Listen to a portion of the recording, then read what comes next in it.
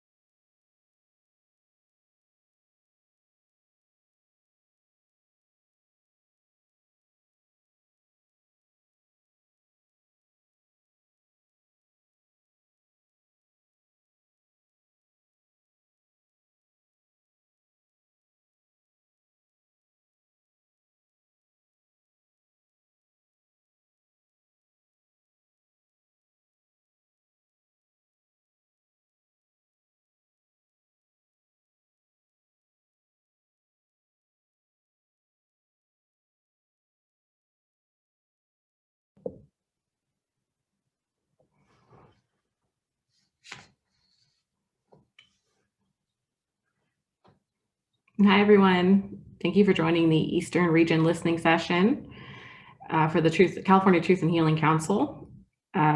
First, I would like to give you all notice that it's being recorded and will be posted to our website. So please keep that in mind that this will be shared and available to the public and you're being recorded. And so let's jump on in. I'd like to first provide some introductions of the staff and council members, and then go over some brief background for the council, just to get everybody up to speed. And I tend to talk a little bit fast when I'm nervous. So if at any point you have some difficulty hearing me or want me to slow down, please jump on in. I'm not sure if you've ever met an attorney that doesn't like to talk, but it's me. So, and also just want to make a note that if you want to change your name so that we have record of everybody's name, I think you can go ahead and on the participants tab, go ahead and change your name. So my name is Loretta Miranda, and I am the Chief Deputy Tribal Advisor and Special Counsel for the Governor's Office of the Tribal Advisor. I've been with the office for about 4 months now, so still pretty new, and I'm definitely going to continue writing the introductions and saying that I'm new for a good year because it is a lot to get up to speed on. We do have Christina Snyder joining us, who is the tribal advisor. I don't know, Christina, if you want to say a couple of words. Sure. Hi, everyone. I'm Christina Snyder. I'm a member of the Dry Creek Pomo, and I'm the governor's tribal advisor. And Loretta and I agreed last month that we would start tag teaming these listening sessions. So we'll both be on for the whole time, but Loretta's taking today, and I'll be on tomorrow and Wednesday. So Loretta, I'll hand it back to you. All right, thank you, Christina. And I did forget to mention that I am a descendant of the Morongo Band of Mission Indians from Southern California. Prior to my role here, I served as general counsel for the Karuk tribe, and I'm really happy to be here and looking forward to the discussion that we are going to have today. I would like to also take a moment to introduce Councilmember Burris. I don't know if you would like to say a few words. Good afternoon, everybody. I'm Anthony Burris, and I'm a member of Ione Band of Miwok Indians, and I am on the council representing the Eastern region. My background, I served on our Tribes Cultural Committee for 6 years. I chaired the committee for 3 of those years, and the secretary of the committee for 3 years, and I am a PhD student at UC Davis in Native American Studies, where I focus on tribal repatriation issues in the greater Sacramento region. Thank you. Thank you, Councilmember. And so again, I want to provide just a quick background about the council. Again, welcome to the Eastern Region listening session. And so the Eastern Region, I'm going to read the counties that are encompassed in the Eastern Region according to the charter of the California Truth and Healing Council.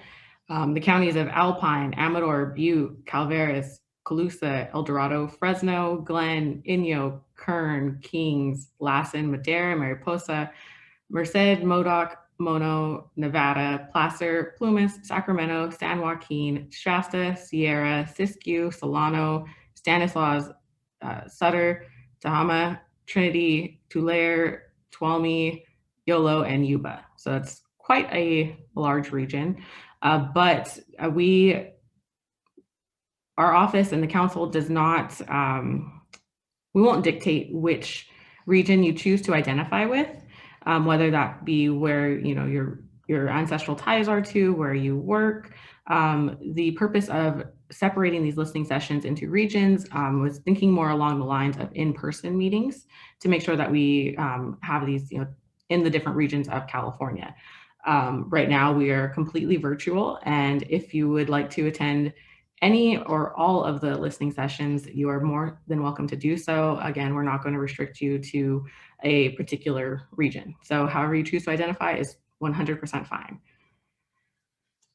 And as a reminder, so this week we are hosting 4 of the listening sessions, today being the Eastern, tomorrow Northern, Wednesday Central, and Thursday Southern. And you are more than welcome to attend any and all of those if you would like. And on Friday, the council will be meeting, and I will go into a little bit more detail about that later, but that's how the setup is going to work for now. On a monthly basis, we'll have the 4 listening sessions, and then on Friday, end the week with a business meeting of the council. And so again, I'm looking forward to the discussion today, and I want to gently remind everybody that the council members, staff, community members, we are all we're all members of this, the victim population. And so just ask that we speak with good intentions in our heart and provide respect for one another, and that these conversations, to say that they're difficult it's an understatement. This is a very sensitive, personal, topics of discussion will come up. And in the future, the council is looking right now for wellness practitioners to help aid these discussions and to provide support, because it's inevitable and foreseeable that things will come up, very difficult conversations, and want to make sure that we have the tools available for folks to utilize. And with that said, let's see, I want to have my cheat sheet next to me. provide a quick overview of the council and provide updates about where we are today. Again, this is a listening session, so I don't tend to speak too much because I really think we need to have community input. So during the last listening session, we received a recommendation about creating a blog style post or website. And we're happy to report that we have done so. I'll put the link in the chat right now. We created a WordPress to have kind of it looks like Michael Park beat me to it. And Michael Park is our special assistant and lifesaver for the Office of the Tribal Advisor. So thank you, Michael. This link will take you to our WordPress, and that's where we have uploaded an overview document, consultation reports, and that'll kind of just be the one-stop shop is how we envision for updates on the council. And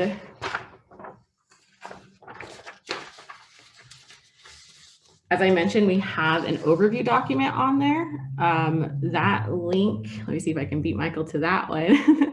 Let me send you a link to our overview document. And what I'm going to do right now is kind of just go through that.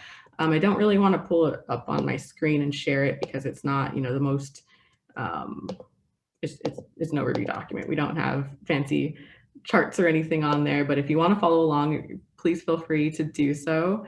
But I am going to read through that right now just to give everyone a brief update and background information about the council. So the California Truth in Healing Council was created by Executive Order N-1519 and bears witness to, records, examines existing documentation of, and receives California Native American narratives regarding the historical relationship between the state of California and California Native Americans in order to clarify the historical record of such relationship in the spirit of truth and healing. The council is led and convened by the governor's tribal advisor and includes representatives from California Native American tribes, relevant stakeholders, relevant state and local agencies, and other relevant non-governmental stakeholders. The council is limited in term and will disband upon issuance of its final report on January 1st of 2025. The council is organized under a charter and is made up of voting members and non-voting members. That charter is available on the website. And let me put a link in the chat to the council's main website. And so this is separate from the WordPress. And Michael's got that covered. So that is the Truth and Healing website, and we'll have a link to our WordPress, which will provide like those more up-to-date updates. But the agendas, the recordings of these meetings, of the council meetings and listening sessions will be available at that main website. The tribal advisor will arrange for a time to consult with California Native American tribes before January 1st, 2024 to record, gather existing documentation of, and receive narratives regarding the historical relationship between the state of California and California Native Americans. You can request consultation at that website, which is the tribalaffairs.ca.gov/CTHC/consultation. So there's a consultation tab on the website that you can go ahead and request consultation, but we will endeavor to consult with the California Native American tribes before January 1st, 2024. And right now we are available for virtual consultation, hoping that when COVID restrictions are eased and we're able to travel, that we can do those in person. But for now they are virtual. And again, the information is on our website in order to request one of those. Because the council is the first entity of its kind in the United States tasked with such an expansive and broad-based undertaking, it is critical that California tribal governments and the broader California Native American population drive the work of the council while offering broad access and opportunities to support and amplify the work to all Californians. The council is charged with performing its work with transparency, inclusion, and respect for all experiences, viewpoints, and backgrounds, and welcomes and encourages the participation of all California Native Americans, regardless of enrollment status. The historical depredations under examination of the council are part of the collective experience of peoples of California Native American descent, and their impacts are not limited to citizenship status. Again, the council welcomes and encourages all available methods for public participation. Although the methods for public participation are not limited in general, the public may attend and observe all meetings of the council with the exception of closed proceedings, submit written statements to the council, and make oral statements and testimony to the council. In March of 2021, the council instituted these monthly regional listening sessions in order to provide more opportunities to receive community input. We are, I think, as council member Myers pointed out, we're in a listening season, and this work is very community driven. And so that's the purpose of having these listening sessions. The council adopted a charter in December 2020. In February of 2021, the council considered bylaws at their meeting, but have not adopted any yet. And those draft bylaws are available on the Tribal Advisor website. Further, in February of 2021, the council created 2 subcommittees. The first one is the Youth Council Committee, and the second being the Academic Partnership Committee. These committees have not been staffed yet, and the council is planning to create additional committees to provide and preserve public access to the primary materials for the final report and appendices. The council will live stream, record, and transcribe meetings, and it will audio record and transcribe consultations. All materials will be available on the website, on the tribalaffairs.ca.gov/CTHC website. The council is currently meeting on a monthly basis to establish the foundation of its work, but it will convene a 2-day meetings on a quarterly basis in 2022. The first day of each meeting will be dedicated to a talking circle with community members, with the second day dedicated to hearings and testimony. However, due to the ongoing COVID-19 pandemic, council meetings will take place virtually and live streamed until conditions allow for in-person participation.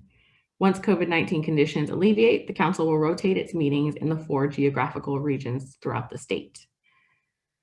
The next meeting of the California Truth and Healing Council will be held virtually on Friday, that's this Friday, April 23rd, from 1 to 4 p.m. Pacific time.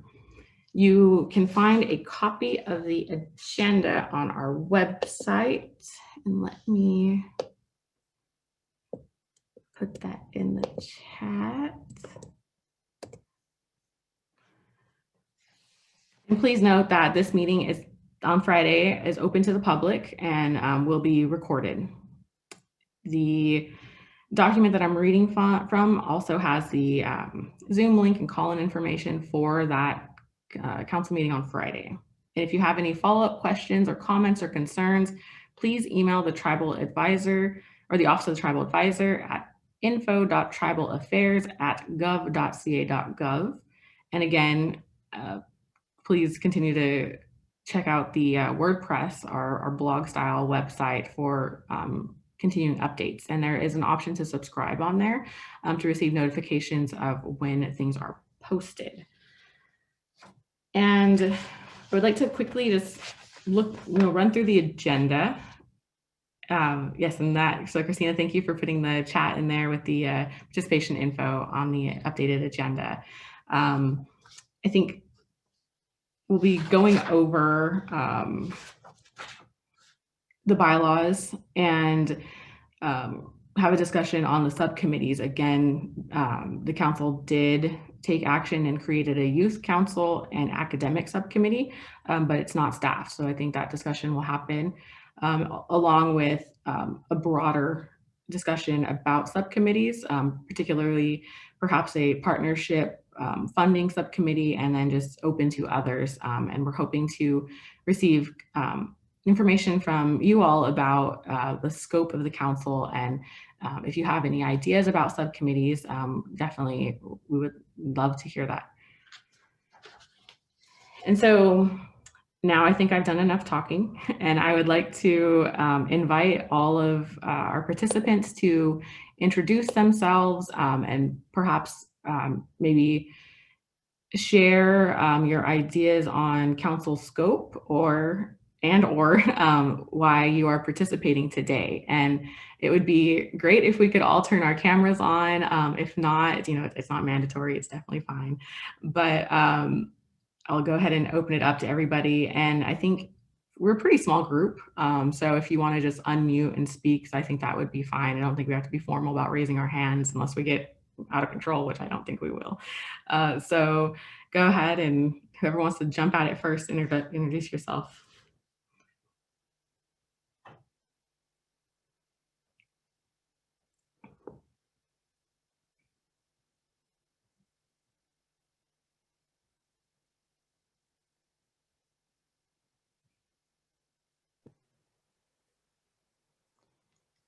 Or if you prefer to put it in the chat, that would be fine too. But it looks like we have Kathy Corey has unmuted. Hilly. I'm Chick Chansey, disenrolled from Picayune Rancheria in 2006. I'm here as a voice for those who have been disenrolled and also those that are in moratoriums throughout California Indian country. And first of all, I would like to give a blessing to everyone here from every tribe in California. All our lands are Indian lands, and I want to thank you very much for this forum. Once again, as I've stated before, I think the disenrollment issue in California is very much tied to historical trauma and some of the leadership within the tribes that has gotten away from traditional Native values.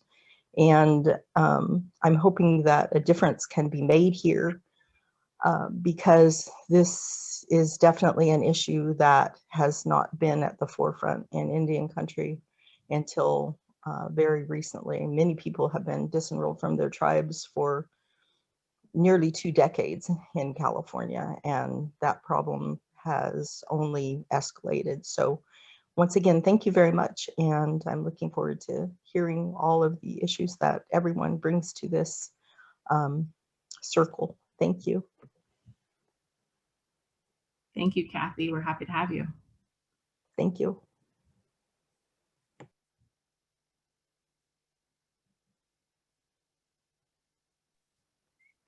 I'll go. I'm here today because I have been involved with the Amamutsin tribal band, and they are the descendants of the native peoples, indigenous peoples of the Santa Cruz and Monterey regions that were taken to Mission Santa Cruz and Mission San Juan Bautista during the Spanish colonization of the Central Coast. And they are trying to bring back native landscapes and plantings and going through relearning efforts for the tribe and for the general good to fulfill their obligation to Creator. And as part of that, I've been working with a group in Santa Cruz called Friends of Eurostack, and we're opposed to a sand and gravel mine that's going in on a mountain that's considered sacred to the Amamutsin in the South Santa Cruz Mountains. And it's in Santa Clara County, and it's going through environmental review right now. And of course, it's been slowed down because of COVID, but that's kind of how I got involved, and then is through that issue. And then when I heard about the healing, this group, I thought it was just wonderful. I'm so glad that people are finally stopping and listening and bringing all of the truths and the stories out. So I was just curious. That's why I'm here today mostly. Thank you.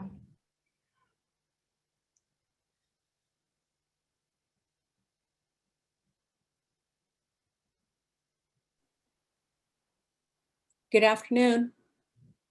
Good afternoon. Hello, I'm Juliet Maestas. I'm a member of the Hoopa Valley Tribe, and I'm also currently the director for the California Tribal College in Yolo County, and I'm here to listen and obtain more information.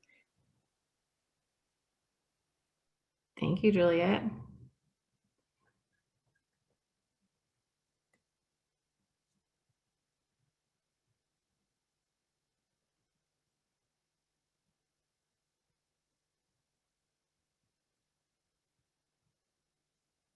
Does anyone else want to introduce themselves? Again, not mandatory, but if you would like to, go ahead and introduce yourself and somebody muted. Morning, afternoon, everyone. My name is Thomas Torres, Tribal Chair for Torres Martinez, and interested in the wellness and healing agenda. As everyone knows, and I've heard some people speak, now we're trying to protect our cultural and ancestral sites. You know, we have a mountain in the desert area where we're battling what they call consulting environmental services, where you know a lot of the cities and towns around us, Palm Springs, La Quinta, just bury the cultural artifacts instead of notifying us of where our ancestral lands are.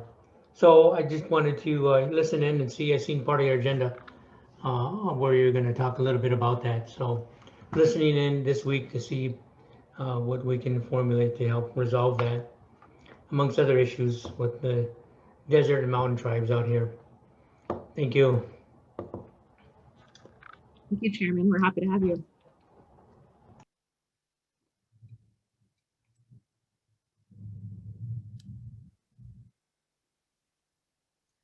Hi, my name is Rachel. I'm with the McConnell Foundation in what is currently known as Redding, California. Our mission here is to help build better communities through philanthropy, and we serve 5 different counties of that list that you mentioned earlier, Loretta. It's Shasta, Siskiyou, Trinity, Tehama, and Modoc counties.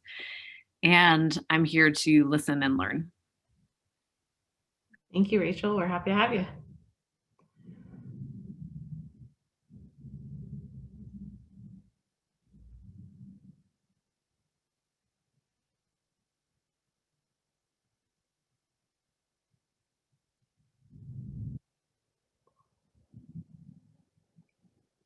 What the heck? I'll go. Loretta?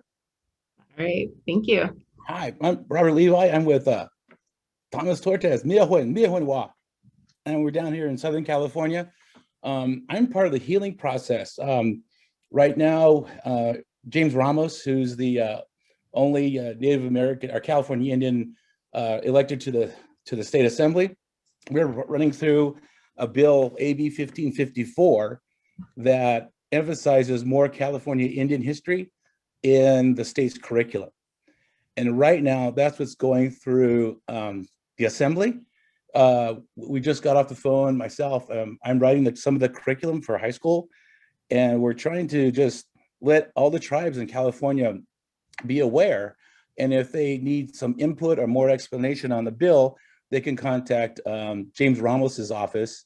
And it's Indian sponsored, it's Indian backed, it's everything that we need to promote for our children in the healing process. We were just talking about statistics on Indian students, especially those in middle school and junior high, have a real high dropout and suicide rate. So we're thinking about focusing more in on hopefully the junior high and middle schools to get more California Indian history in the curriculum. Right now we're trying to help or get assistance with the California Teachers Association, which I was post-chair of the American Indian Alaska Native Caucus for the state of California. And right now my wife is the chairperson, and we're working to hopefully get more sponsorship through, on our side, the educational field.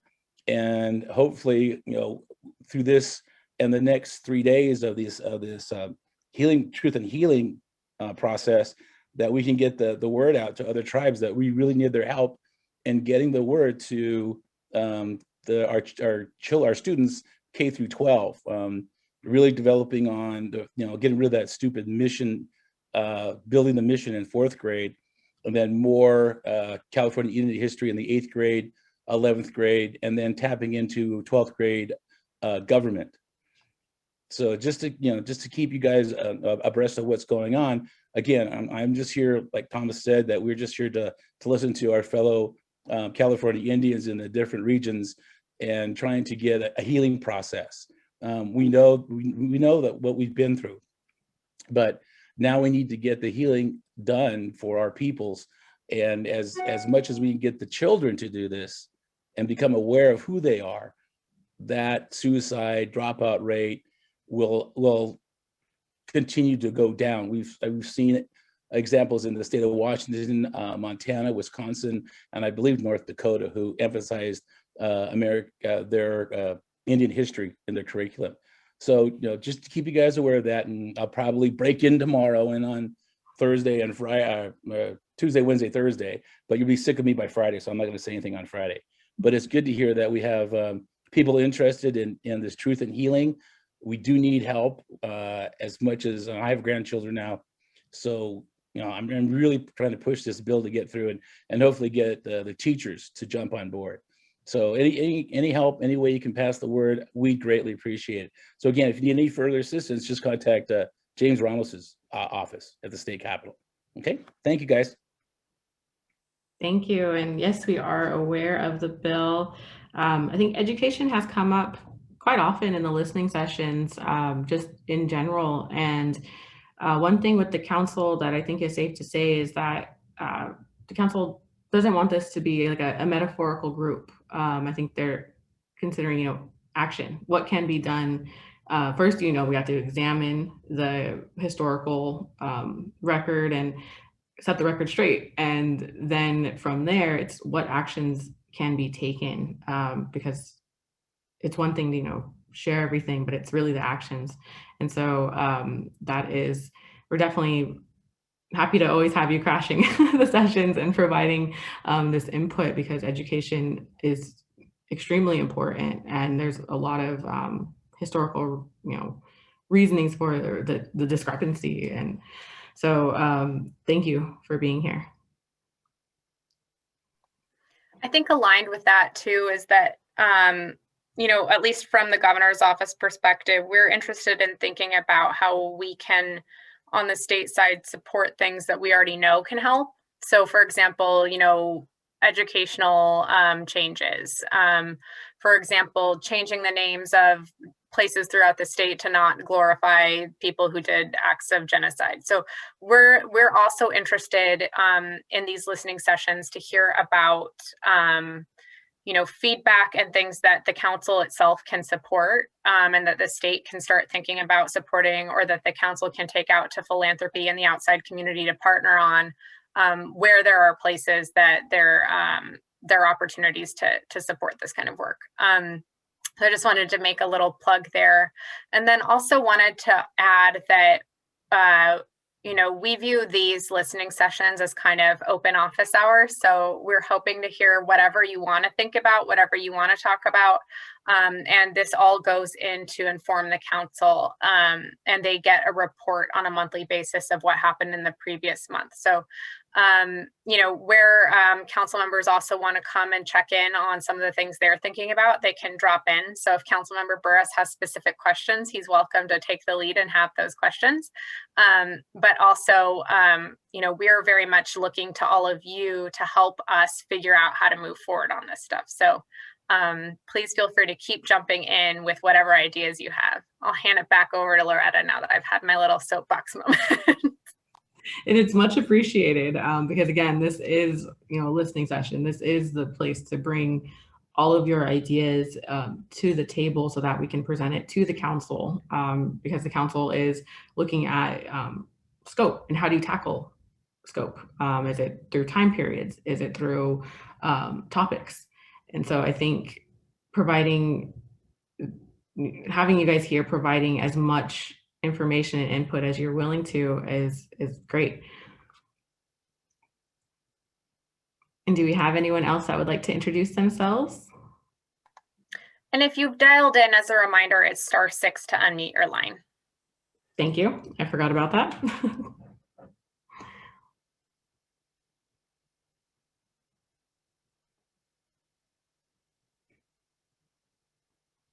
And if not, then I'd like to check in with Councilmember Burris and see if you had any particular questions that you wanted to ask of the group, and kind of give you this opportunity right now to ask away. Thank you. I didn't really come here with any specific questions for the group today. I think that these listening sessions are just important because as we've kind of established through our discussions as council members, we're really looking at the community to decide the scope of this work. So I think that what's happening during these listening sessions will really help us figure out what that is. You know, the thought being that, I don't know, I personally don't want to put limits on the testimony people want to give, right? Whatever people think is important to talk about, that's what I'm interested in hearing. And I just want to be present for the community here. So that's why I'm here today. Thank you. Thank you. So with that said, does anybody have any thoughts about potential scope? I know we did hear about education. I don't know if we want to continue down that road or if we have anyone that just has any thoughts that they want to share with the group as far as scope. In addition to scope, I'm going to put two other things out there in case people have thoughts, and you don't have to speak to them. You can speak on whatever you'd like to talk about, but we on the staff side are going to be looking in the pretty near term to have some contracts for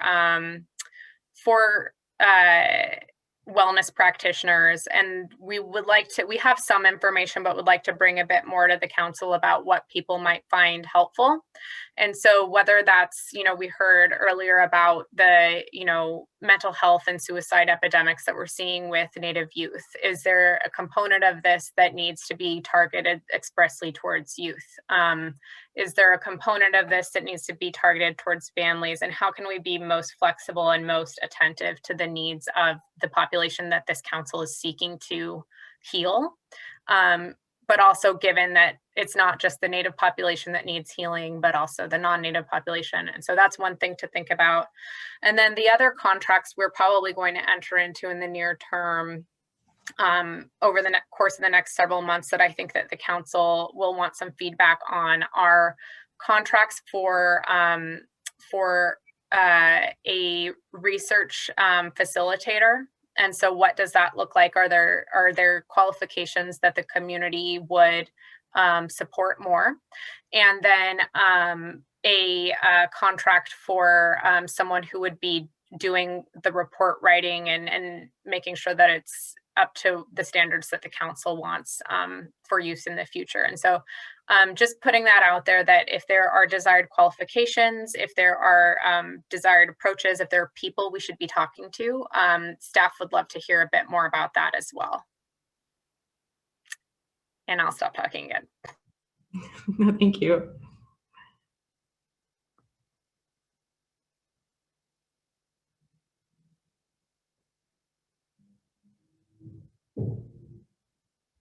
And one thing that was really interesting that was brought up during last month's listening session was kind of this idea of a wellness practitioner, but also kind of like weaving in traditional arts, modern arts, just kind of putting that element into that space as well. So if you have any suggestions on that, please let us know, jump on in.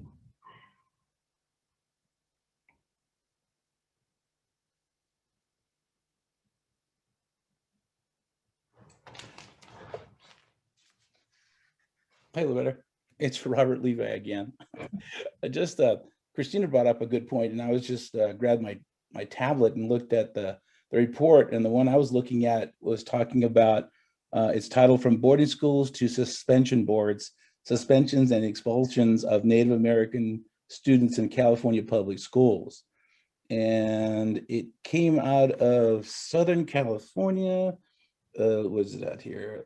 And Sacramento Native American Higher Ed Collaborative, and out of San Diego State, and Community College Equity Assessment Lab. I don't have the date right offhand, but again, that's where we're coming from. And then also, you know, since I'm the education person, I guess, I've been teaching public schools for about 40 years. I'm retired now, and I've been teaching both advanced placement and college prep United States history, which is pretty funny when you want to go to all the college board seminars and workshops that I'm the only Indian there. So I'm like, oh my God, you're an Indian. And I still get, even from my colleagues, say something in Indian. So anyway, but moving along, going with education again. The California Department of Education also has ethnic studies coming up. Ethnic studies is going to be a graduation requirement, I believe, by 2024. So well, you know what that means. When the state first wrote the component for Native American, the portion for Native American, it was terrible. Just I'll flat out be honest. We looked at it, my wife and I, and two other educators, one from Chico State and one from Yolo County, and we were appalled at there was no rigor. There was a shell mound lesson, which was fair. That was fairly good. With that, we had no problems with that. But the other three weren't very well written. So now I'm part of this Liberated Ethnic Studies collaborative, who are writing our own version of what ethnic studies should be. And again, it's all the Native American portion. It's all California Indians, American Indians. No one else is in there. So we're drastically doing that. And I think my wife is doing one on an alternative lesson to the missions. We really need to get rid of that. We're working with CDE on that with Representative Ramos. And then also I'm working on Indian citizenship. What does it mean? What does it look like for high school, for 11th and 12th grade? But again, we're needing, if anybody out there knows of an American Indian teacher with some of the experience in the middle school or junior high, we're really lacking with those. The other two writers that are helping us are both, one's community college and one's at, like I said, Chico State. So we have the higher ed, but again, that's where we're trying to get our students to, is higher ed.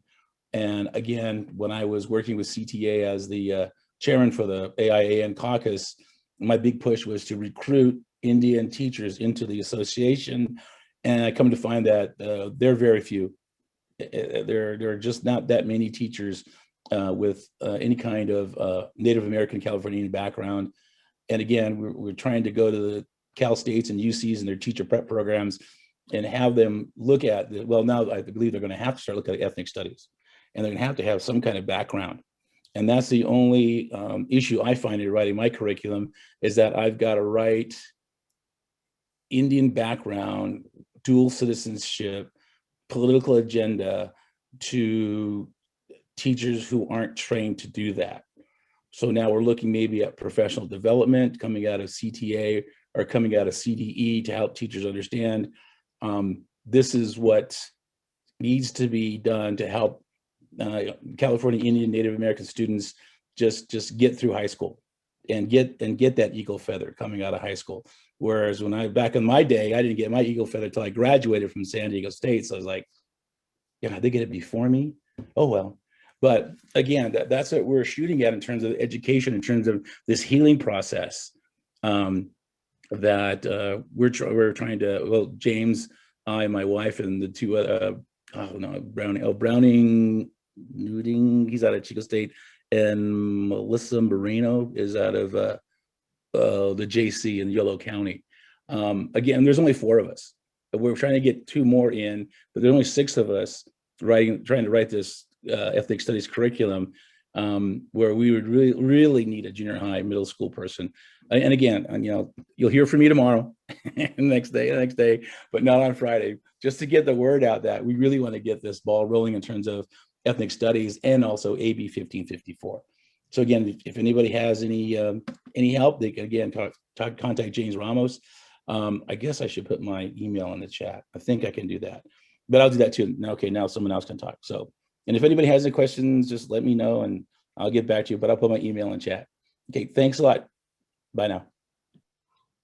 Thank you. And it looks like in the chat, Councilmember Burris put in the document that you mentioned. And then we have a suggestion from Kathy Corey that Marty Meaden may be a great resource for those Native students in the middle school age group. Just wanted to draw your attention to the chat. No, I know Marty from CTA. He was the one that got me involved and got my wife involved in the union. So yeah, we'll reach out to, I think he's up at Washoe, I think now, but we'll get a hold of him and drag him in here by by his hair if we need to, but yeah, he's a really good resource. Okay, thank you guys for the suggestions. And again, thank you for sharing. And you are the education person now. It's been designated. just joking. As far as subcommittees, again, the council has created a subcommittee on academic partnership and a youth council. Does anyone have any thoughts or suggestions about other subcommittees that may be helpful in examining the historical records? And yeah, let me just give a quick background of the committees that have been put on the agenda for the council to consider. The Youth Council was at the suggestion of very early commenters and youth that really wanted there to be an opportunity for youth to engage with the council. Originally, when we had proposed a draft charter, we didn't force a youth component on this council, given that it is supposed to discuss some really sensitive topics. And early on, in even discussions on the California Native American or Indian Heritage Center, sorry, there's too many projects, but the Indian Heritage Center, we were doing some consultations and talking about this kind of truth-telling type of work and how you can very easily get into the dangerous territory of, you know, ripping off the Band-Aid and then not having something there to create healing and a productive momentum into you know, community healing. And so we wanted to be very careful about how we engaged youth and didn't want the state to like force it on this council. This council has decided that they do want a youth component. And so they have established a subcommittee for that. And so if there are thoughts even on that council, it hasn't been staffed yet. I anticipate that there will be staffing of it, of 2 members to take the lead on Friday. But that council itself, if there are ideas about what that should look like, how youth should engage, happy to take those comments. And then on the academic partnerships, just some background there. That's it. I mean, it could be on a curriculum type of thing, but curriculum I feel like is probably going to end up being one of the topics that this council actually kind of lifts up as an education kind of scope of the council. This partnership subcommittee was designed to start having components of the council engage directly with different academic institutions who've been reaching out to us and wanting to partner in some way. So we've had, you know, folks from UC Hastings reach out saying that they want to talk about the legacy of Hastings. And they'd like to align with this committee's work, or they'd like to feed into this work. We've had folks that potentially want to offer fellowships for research. So this subcommittee would help kind of take the lead and bring all of that to the council. And then the third one that the council has been looking at is the funding partnerships. And that's because we've also got some nascent conversations with funding and philanthropy partners. And so this subcommittee would be helping facilitate those discussions. We've had early conversations with some national Native philanthropy organizations who are interested in kind of having monthly briefings with statewide philanthropy. And so this group, if established, would kind of be helping liaise with that group. So I'll hand it back over. So those are the ones that are kind of in the mix, but in terms of actual like issue area or scoping, I think that's a topic of discussion. So if there are subcommittees that should look at education or should look at whatever, I think that's perfectly appropriate to talk about now. But then also if there are subcommittees just that are foundationally needed for this group to kind of be able to do what it needs to do, that would be really good to establish on the front end as this committee starts building the foundation to do bigger, better work.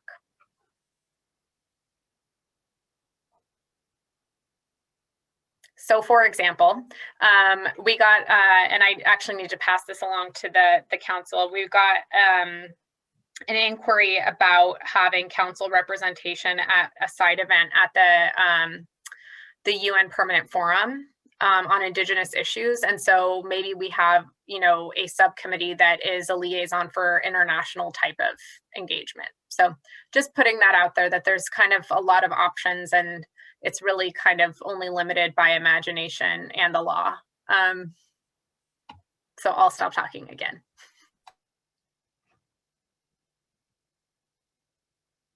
I do want to call attention to the chat. We did get a comment from Kathy Corey, and I'll read it out loud.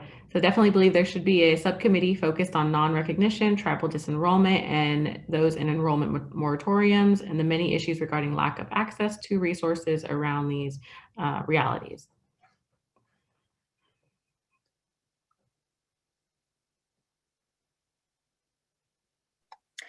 I don't know if it's the time to dig in on this or not, but I kind of want to hear a bit more about, I mean, if anyone was able to tackle the problem, it would have been tackled already. But I think I'd like to hear a bit more about how this council could be helpful in that space. And also particularly thinking about some of the motivations behind California tribal disenrollment and how potentially the federal government plays a giant role in this kind of thing in terms of like resourcing and kind of putting, you know, under kind of this, and now I probably shouldn't be saying all this, but I'm going to say it anyway because it's Monday and I'm tired after long years of working in this job, but of, you know, having this kind of pro self-determination stance that's also aligned with gaming and generating independent economic development. But when those resources dip, there's not really always anything to cover what would have been ongoing governmental revenue. And so just kind of want to think about how all of that might be entangled, and kind of how folks think that this council could, what it should examine in that space is really what I'm asking. But also that might just be too complicated and nobody else wants to talk about it, so don't feel like you have to.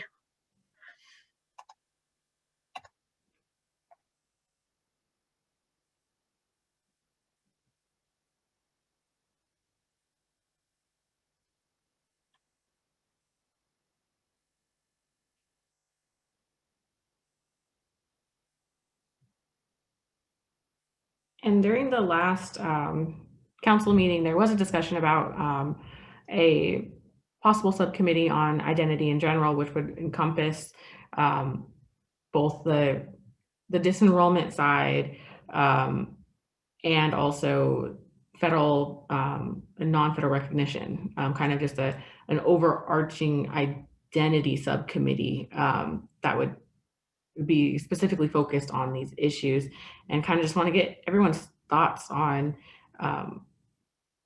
how, if the council did decide to have an identity subcommittee, for lack of better words, how you would envision that working, and if you have any thoughts or specific feedback on that, or if there should be two separate subcommittees, one for recognition, one for disenrollment.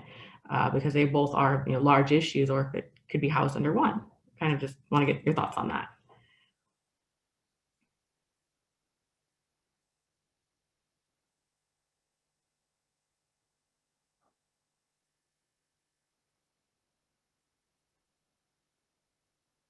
Or anything else, if you have thoughts. It doesn't have to be about the identity or anything.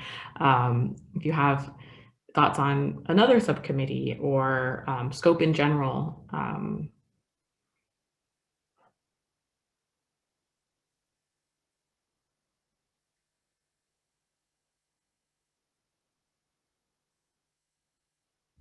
And we do recognize that this is a big question. And I think that is where the community participation really comes in, because this is a large undertaking and task. So any and all opinions are welcome here. But also, if you don't give your opinion, it's like voting. You don't get to complain later. But one thing on that piece, on the identity piece in particular, I think is so linked to the mental health component that we're looking at. So I also would like to kind of think through that piece, because that's going to be the most pressing thing that we want to get in place for the council is what are the mental health issues that you're potentially seeing in your community? We're pretty sure that it's all linked to a lot of this stuff, the identity, the educational pieces, the history of violence, the invisibility that's been forced on a lot of folks in California, and stolen identities even. And so, you know, if folks have ideas about both mental health needs, emotional health needs, behavioral health needs, but then also recommendations about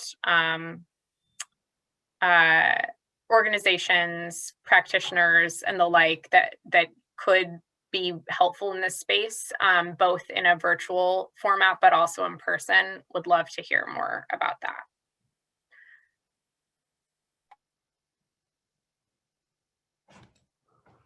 And to let folks know about who we've already heard about as far as practitioners, Native Wellness Institute was brought up, and then there was a organization in Southern California. The name is slipping my mind, but it was a Native-run mental health facility.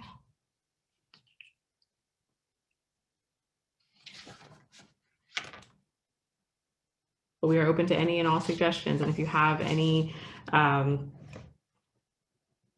if there's any program that you know of, any particular practitioners, I think one feedback that we have received is that it might be helpful to have more than one.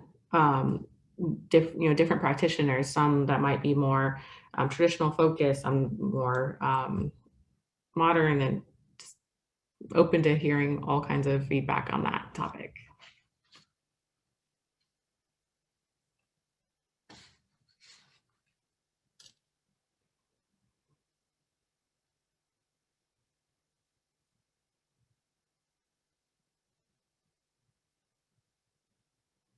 And just speaking to the invisibility piece, I think that's something that we all kind of deal with, and for various reasons. I think our community, and this is speaking off the cuff now of like my own personal, but like we kind of, we joke a lot about things, and I think it was Robert Levy, you noted that you're sometimes the only Indian in the room, and I think we can all identify with that, being the only Indian and being like the quote unquote token Indian in the room. And so like that has an effect on mental health, and how can we address those nuances like that are in our everyday life is something that's really, I think, important to think about.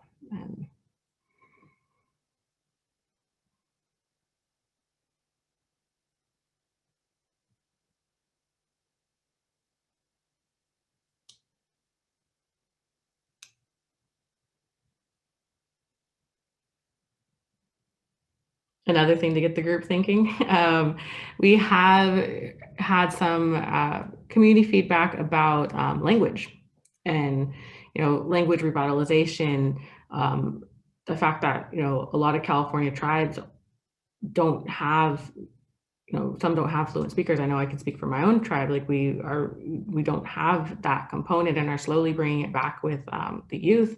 But I think language. Does anyone have any particular thoughts about how we can address that topic? I'm actually interested in hearing also how this could be incorporated, or if people have ideas about whether it could be incorporated in some way into curriculum, rather than having it be kind of like each tribe has to figure out their own thing, but like supplying tribes with supports to feed in, plus having it be kind of part of a baseline local curriculum that could be an option for kids, or online or something. My tribe has an app, so some tribes have a whole built out Rosetta Stone, and that's way cooler than an app with like 20 words. But apps are great. It's still using that technology, and that's awesome that you guys have an app. Yeah, it's Robert Levi again, talking about language and apps. What we're finding in the educational field is that, especially my wife brought this up, Mary, is that there's no storing house for Indian curriculum.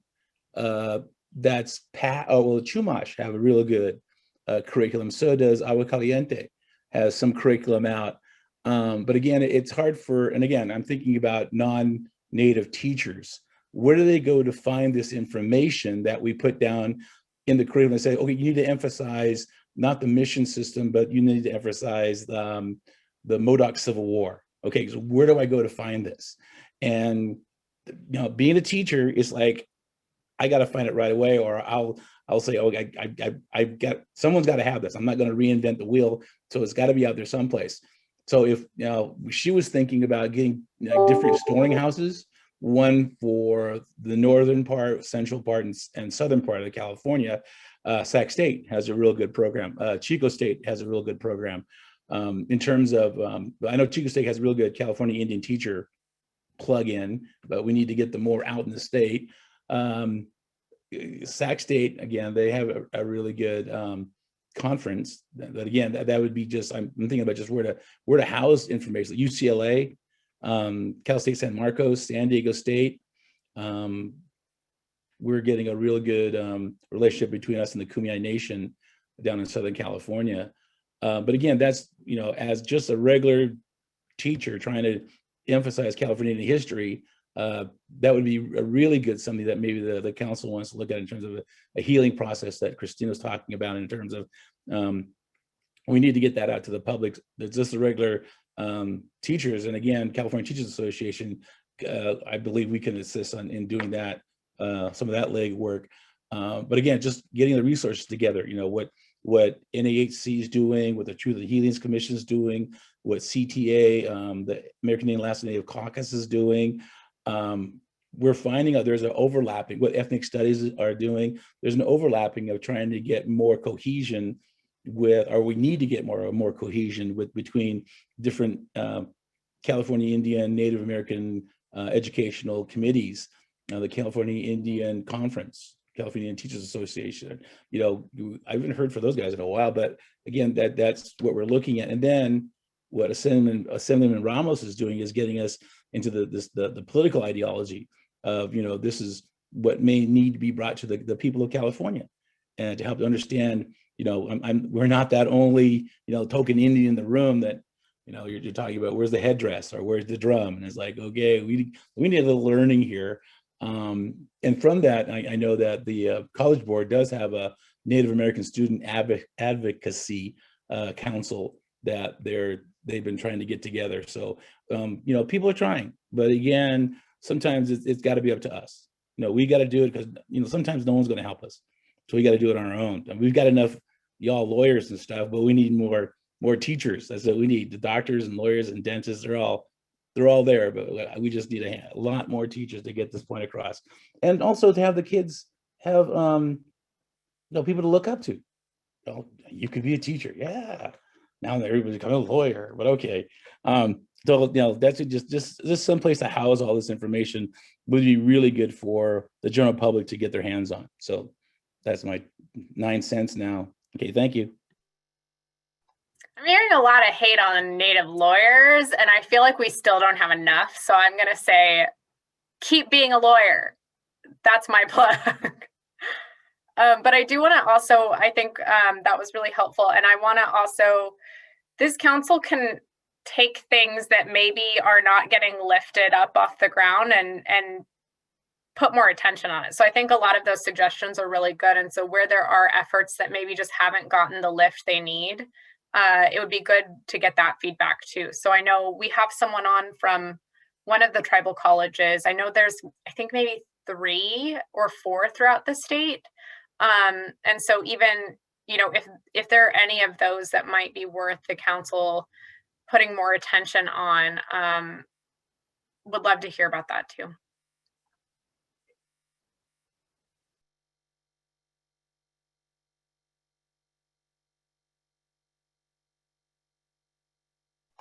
I will say though, if you have to choose between being a teacher and a lawyer, a teacher is much better work-life balance, I think. Thank you. People are probably nicer. Well, yeah, okay. I'll leave it at that, Christina. Okay. I also agree. I did want to call attention to the chat.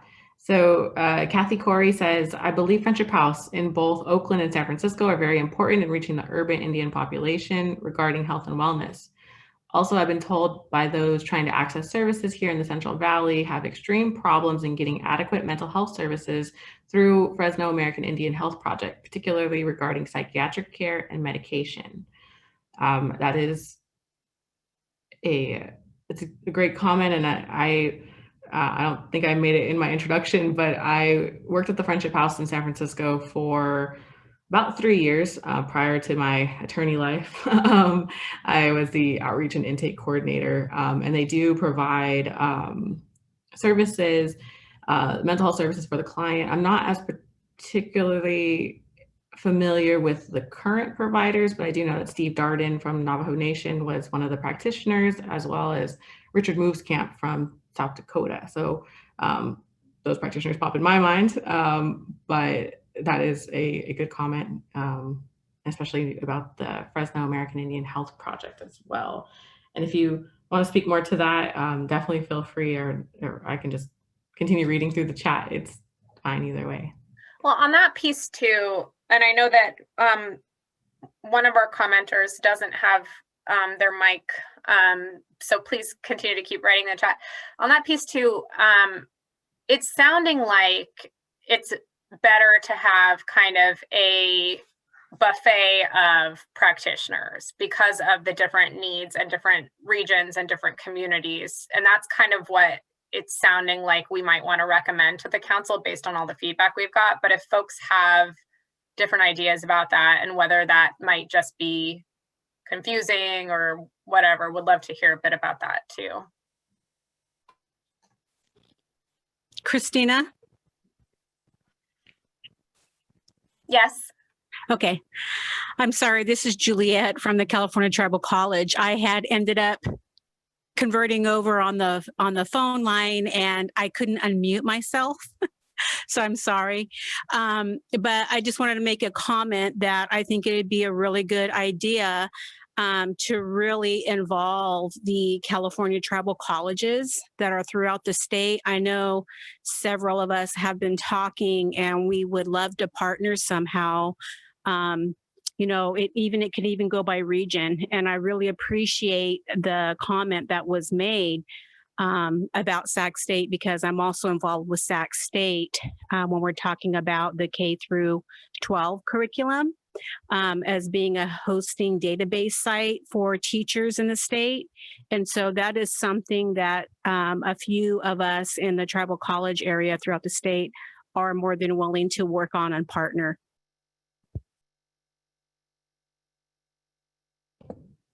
Thank you for providing that input.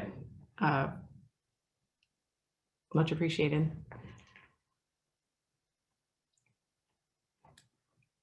I do want to read from the chat. We do have, as Christina mentioned, Frank Richards, and he says, hello all, Frank Richards from Hoopa, California. I'm working with the trauma-informed movement and the ACEs score here on our reservation. It seems to me as an Indigenous person that the word trauma will take us to the historical trauma, Native American history, which is important, but there's so much more that goes into the TIM that pertains to the brain and adolescence, childhood relationships, and how it affects us as adults and our brain chemistry. This one SoCal group I'd like to be a part of is the Native Dads Network and Motherhood and Fatherhood is Sacred program. Canada's First Nations people have great resources and programs that deal with healing and moving into the future in a healthy way. So I'm going to speak on that just a minute in case anyone wants to add more there.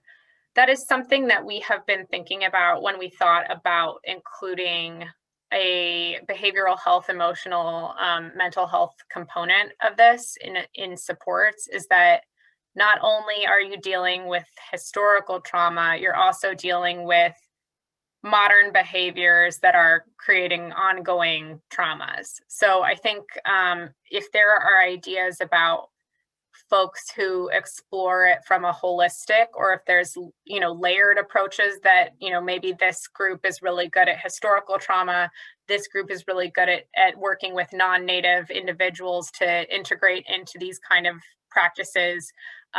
This group is really good at dealing with, you know, substance abuse and, you know, different issues of, you know, poverty, insecurity, childhood development. I think what this group would really like to do is to provide all of those supports, even if it's not just straight from the council, but ideally healing the community as it goes.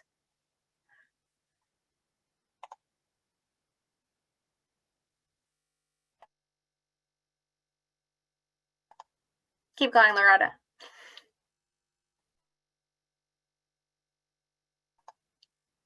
I can't believe I did that. I always am like, I'm not going to talk while it's muted, but I'm going to continue and go ahead and read the comments. So let's see. Rachel Hatch, I see you put a comment in here about a respected healthcare provider in your area as it relates to the whole person is Hill Country Clinic. Thank you for providing this link. We will definitely, I'm over here taking notes frantically as well. We will definitely add that to our resource list. And oh, I see that Angeli had to leave and she's thanking us. And the other comment from Rachel about the definition of whole person care above, when it's really a term of art, and the better definition being the concept of the whole person care is premised on the recognition that the best way to care for people with complex needs is to consider their full spectrum of needs, medical, behavioral, socioeconomic, and beyond. And that is, I think, yeah, it's a great definition to care for the whole person.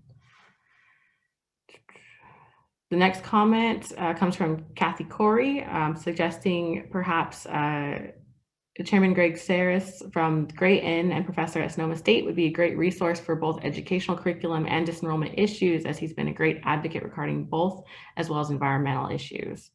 And I do believe, I think Great Inn's constitution prohibits disenrollment, if I am remembering correctly.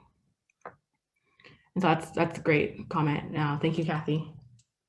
And if anyone else wants to just grab that and run with any of this, we're definitely open to hearing more.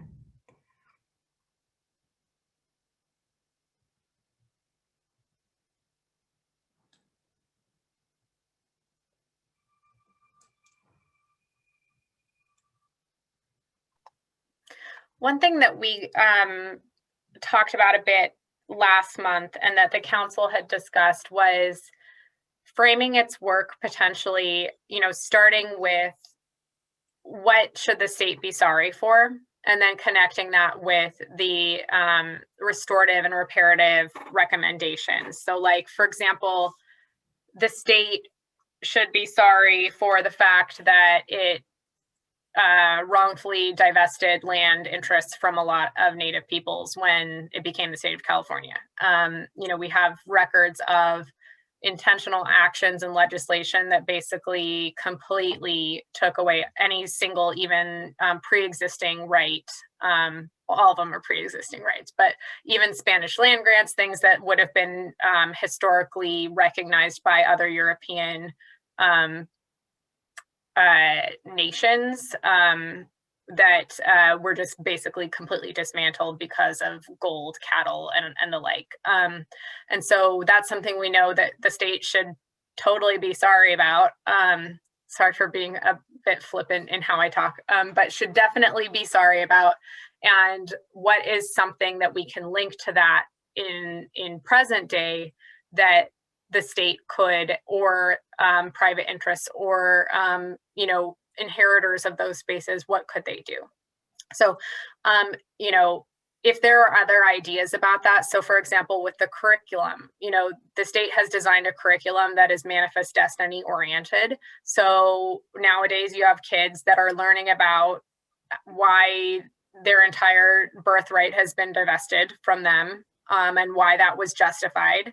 And that's not okay. So what are other things that we could put to the council to think about as, you know, things that the state really should be accounting for? And that, I think, is a good way to kind of think about how to frame this work.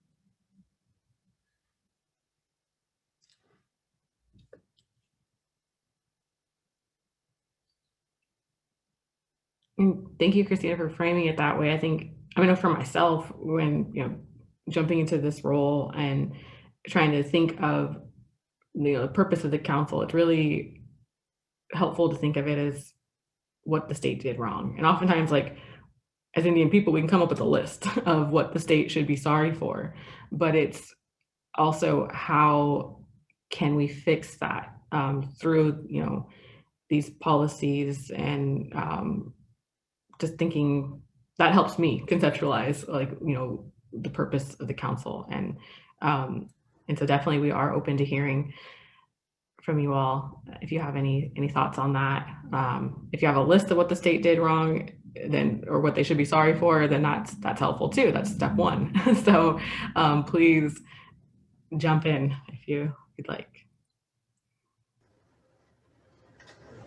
I just wanted to add something too, if I may. For me, the line between what the state has done wrong and what the federal government has done wrong is very fuzzy. Also, because the federal government is so heavily influenced by the state, especially when it comes to things like the unratified treaties.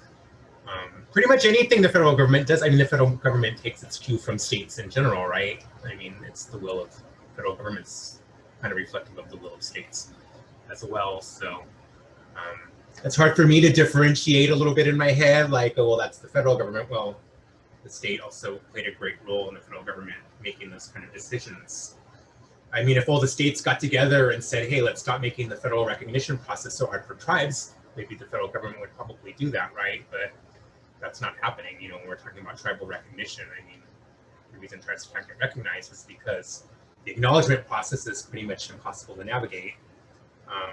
So where is that coming from originally? Is that coming from the states originally, when, you know, the states don't want more, they don't want to deal with more tribes or more infringements on their state sovereignty, right? So I hope that was clear. My thinking. Thank you, Councilmember. And I think that part of this is that I don't think the council or that participants and California Native people necessarily have to draw those lines themselves. I think that the council should be hearing all of it and then thinking about how it can frame it. So like your example of disenrollment, you know, all of this comes down to money and resources. And so like, really, it's like political will to support additional supports for people that have been, you know, there's these broken promises and there's all this intentional action. And so, you know, I think you're right that all of that doesn't live in a vacuum. Like, the federal government takes its cue from taxpayers and from the states. Like, this is not just a, like, you know, anymore, at least, a fascist government that just decides what to do when it wants to do it. So I think that this council has a huge role in kind of navigating all of that, especially in California, where the state has been given a lot of delegated authorities.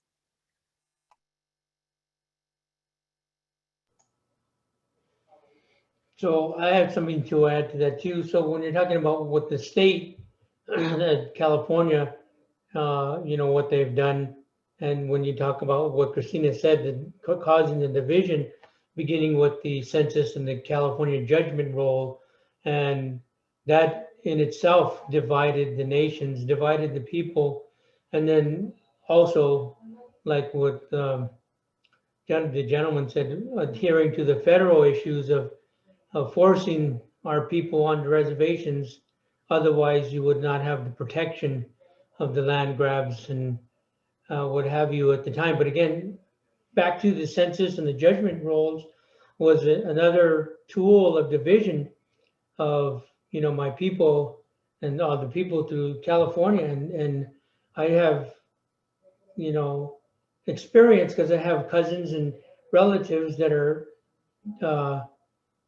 not defined as Indian. They don't even have state recognition because they never signed a paper back in the 1920s saying that they were part of this reservation or that reservation, or if they were migrating from one area to another, they didn't feel they had to determine they were from this reservation or that. So I have relatives that have no recognition whatsoever. And, you know, we have some that are battling to get state recognition, you know, in Orange County and what have you, but there are still natives out there without any recognition because of this piece of paper that had to define who was a California native and who wasn't.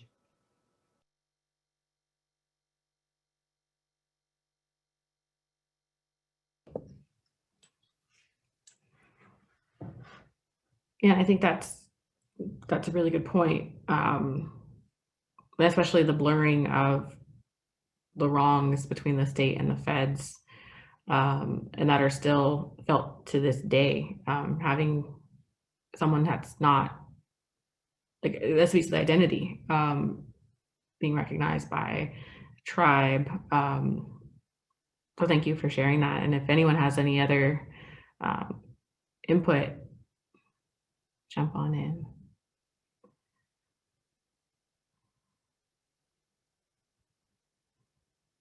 And in the chat, we do have a comment from Kathy confirming that, yes, Great Inn does have a constitution discouraging any disenrollment, and that this could also be addressed by the state through compact language with tribes.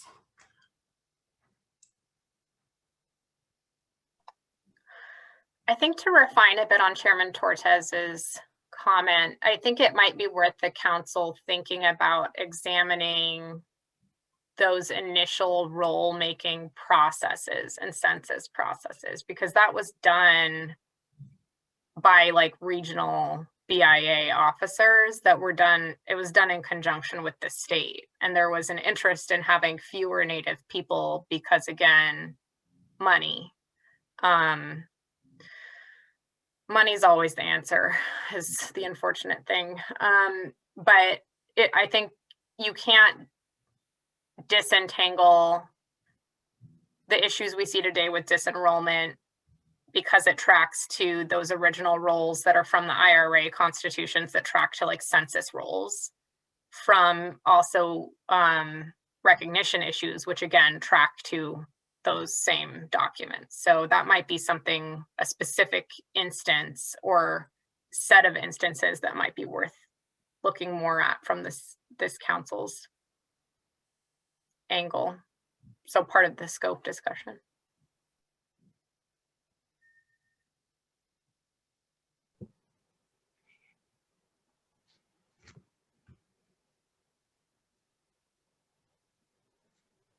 Hi, can you hear me?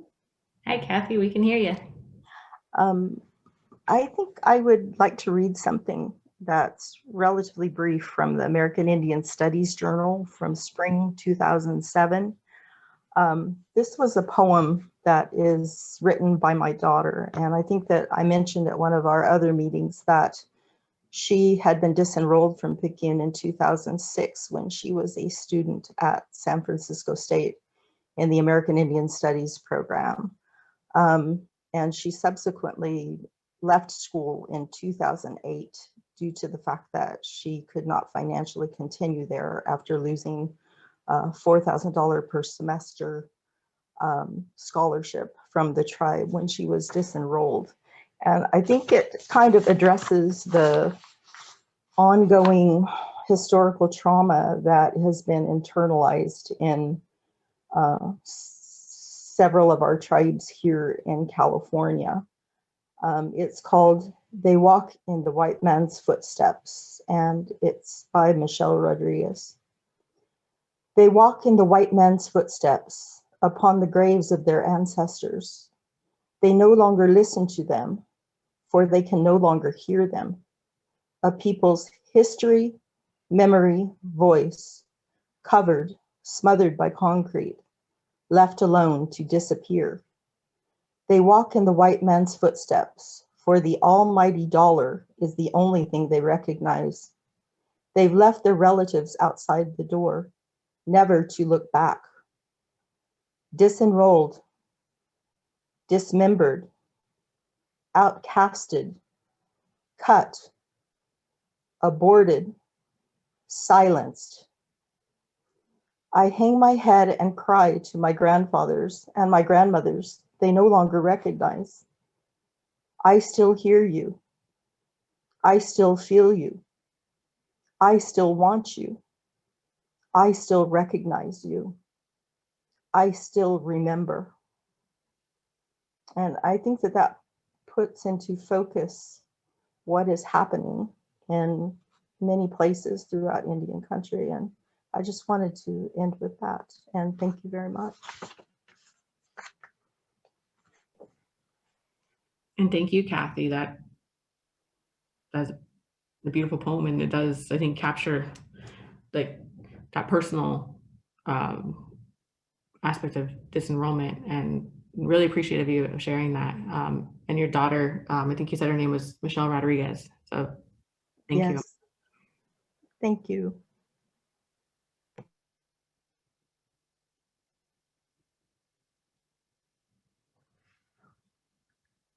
I'm just doing a time check. It looks like we have about 2 minutes left, but a lot can be said in 2 minutes. If you guys have any parting thoughts, but again, want to definitely thank you all for providing your input. Again, all of this is going to be presented to the council on a monthly basis, and really appreciative of you sharing your perspectives and your stories and your ideas, because this is really community driven, and thank you all. But again, we still have 2 minutes. If you have any other final thoughts, or if Councilmember Burris, if you'd like to say any closing words.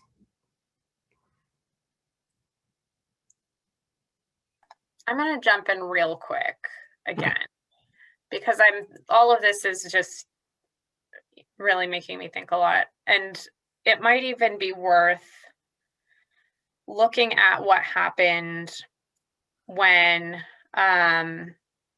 tribes were basically rounded up and put in the places that they were told to remain. Because when I think about what the Native community, and this is just from my personal perspective, but we have all of this cross-lateral violence that we have right now that we don't talk about a lot, but that has its foundations in these, state actions, European actions, non-Native actions, where, people were trying to survive, latched onto what they could, and then you end up with tribes that are made up of people that historically actually didn't always get along. Like my cousins and I sort of get along, but you have in California such a weird circumstance that you don't see anywhere in the United States. So that might be also something worth examining, is like the creation of what we now know as like modern federal recognition that doesn't necessarily track with historical cultural groups.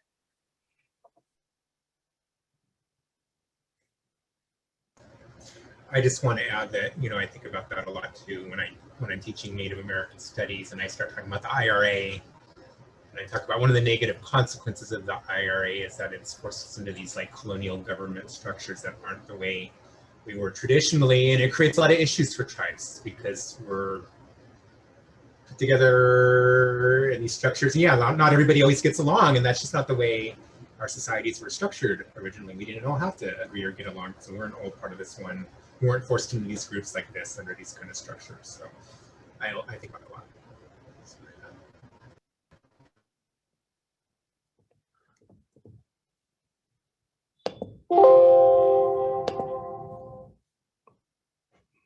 Sorry for that loud loud noise. I was trying to save the chat, but apparently I'm not. I don't know how to do that. We do have another comment in the chat about potential funder subcommittee, or for the potentials of the subcommittee that's under consideration for the council. Another is Kathleen. Is Kathleen involved in that at all yet?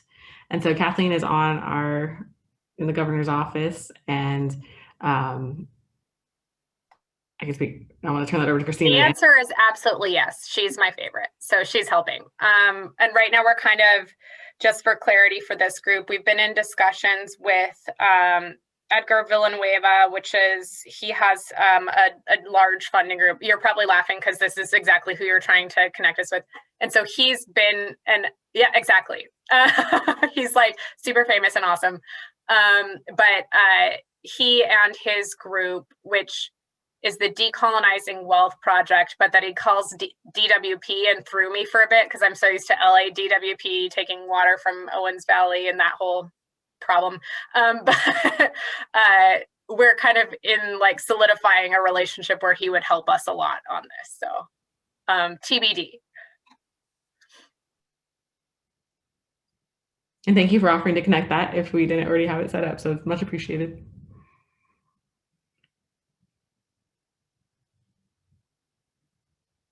And with that, again, I want to thank everybody for spending your afternoon with us. Please feel free to, if you had a great time, please join us at the other listening sessions. We definitely want to hear from you. Christina, do you have any? I know it looks like you're about to unmute. I'll unmute, but I don't have anything else to say. I already took up too much time today. And yeah, again, thank you. And check out our WordPress. We do have the comment summaries from the previous sessions. And so take a look at that. And again, I'll be putting this together in summary form to present to the council. So again, thank you.